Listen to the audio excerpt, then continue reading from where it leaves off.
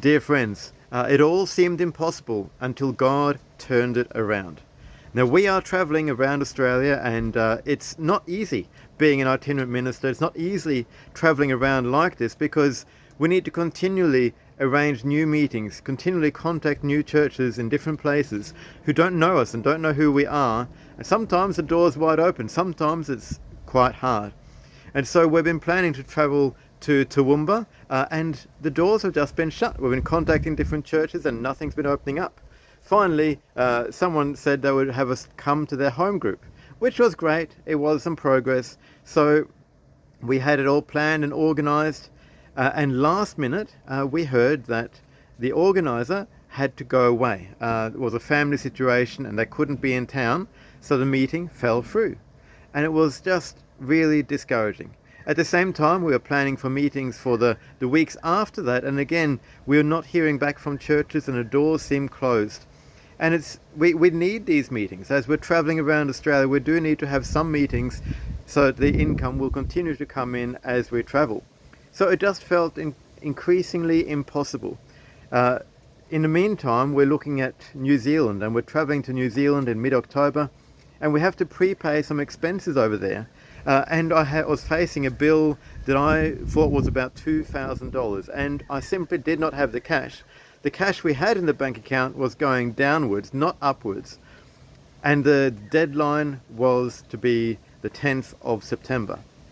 So the pressure was on in every way. Sarah and I were having a bit of a difficult time in our own relationship. And so it was just like we were surrounded by pressures, and everywhere we looked, there were impossibilities and challenges. So it's in times like that we can feel really discouraged, can feel like it's just not going to work out. God's not going to come through this time. We know he did in the past, but for some reason, it's just not happening right now.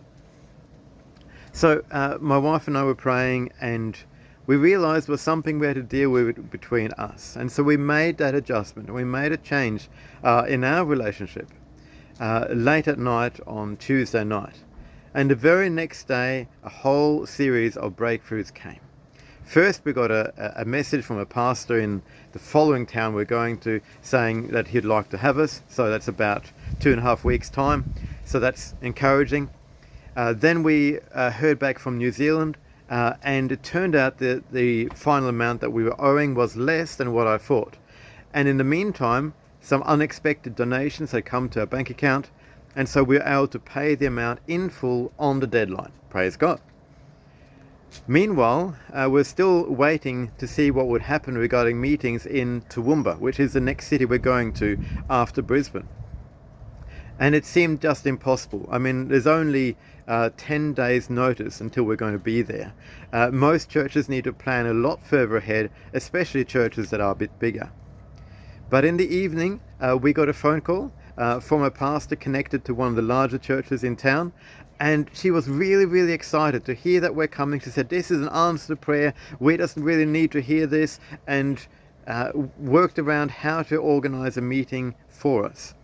And so in the course of just one day, 2 meetings were arranged in places that seemed impossible, and finances were released to unblock what was happening in New Zealand. And ultimately there was peace between Sarah and I as well as we traveled. I just want to praise God for this turnaround, and I think it all started with us making an adjustment in our relationship. Because where there's unity, God pours out the blessing. And where there's disunity, well, the blessing is withheld. Praise God, we were able to make the adjustment, and the blessing has just flowed. So just reporting to you from Noosa in Queensland. Please keep us in your prayers as we travel around Australia and head towards New Zealand. God bless. Bye for now.